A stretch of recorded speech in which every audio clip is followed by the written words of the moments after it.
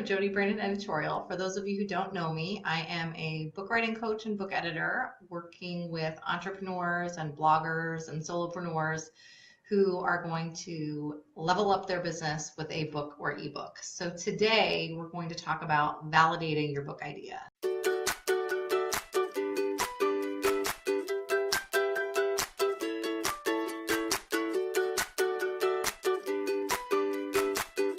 Go ahead and assume that you know that you want to write a book. You know what you want it to do for your business. And now it's time to actually get that thing done. So let's take that idea, and what you want to do is validate that. And if you're an entrepreneur, you are familiar with this process. A lot of the things that we talk about, you hear me say that, you're familiar with this process.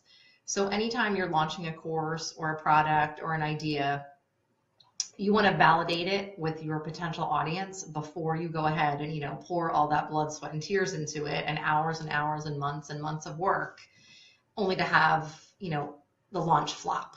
And I think, most of us have been there with a launch that didn't go as well as expected. So sometimes that can be prevented if we validate that idea. So what I want you to think about as you do this, and I do have a worksheet, I'll drop the link in the comments.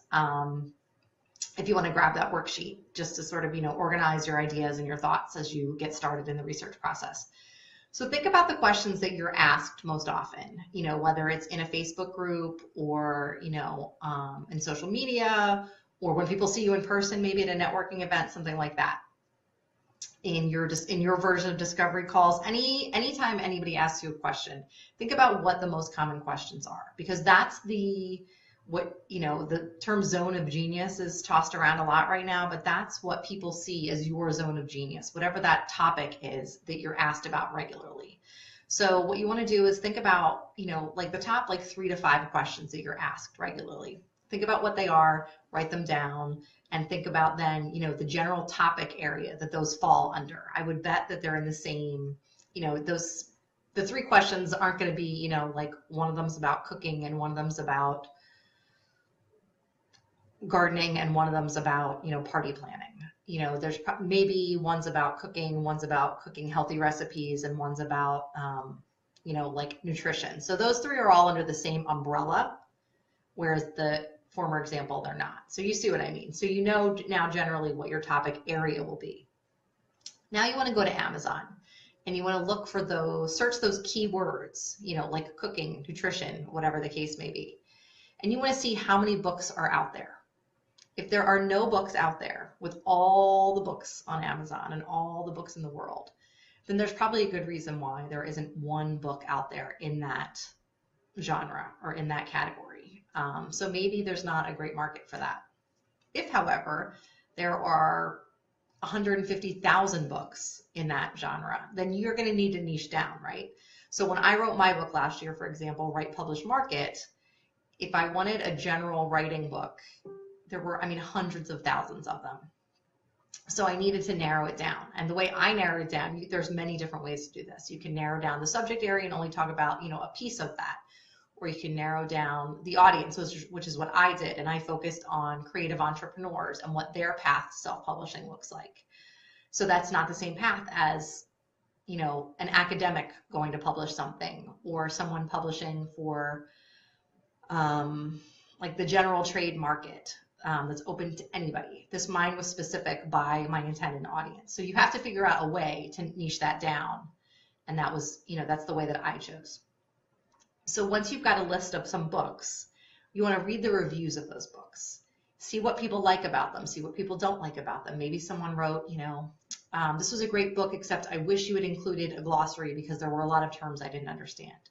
So maybe, that's something you consider, either doing a better job of defining words throughout your text, or including a glossary. So things like that are going to help you, sort of figure out what people are looking for, what you can do to meet those needs. So now you've got, now you've got an idea. Now you've got a more specific idea that you can, sort of float with people and validate. So then the next thing I want you to do is figure out, where are the places you're going to do this? Are there Facebook groups that you're a part of? Are there Twitter chats that you're a part of? Are there, Instagram pods, anything like that? where you can go and ask for and receive open and honest feedback about your idea. Then in addition to the groups, think about people. Who are specific people that you can go to and ask, you know, hey, what do you think about this idea? And you're going to get honest, good feedback from these people. You don't want to, you know, ask your mom because your mom's going to think it's the greatest idea ever, even if it's not the greatest idea ever. You're looking for feedback that can help you, you know, hone your idea, niche down if you need to, and produce a product, in this case, a book. But this works for any product, any service, any launch, you know the routine, but we're talking specifically about books. So you want to be able to produce a book that is going to meet a need so that people will then buy it. So that it's really a simple process. It's that simple. You start with the questions that you're asked, you find out what's out there in the marketplace, then you find out what people do and don't like about it, and then what you can do differently. And then you take what you've learned, you formulate your idea, your general idea. You don't have a book title or anything at this point. You just have, you know, an idea, but a solid idea, not I'm going to write a book about cooking, you know, something more specific than that. And then you think about the places you can go online or in person or both, Facebook groups, networking events, people, specific people you can ask. And then you validate that idea and then you tweak it as needed based on that feedback. If you have any questions at all, I hope you will let me know in the comments. I'm happy to answer them. I will also put the link below to the worksheet to help you get started organizing your ideas here. And I hope that you will let me know if you have any questions. Thanks for watching.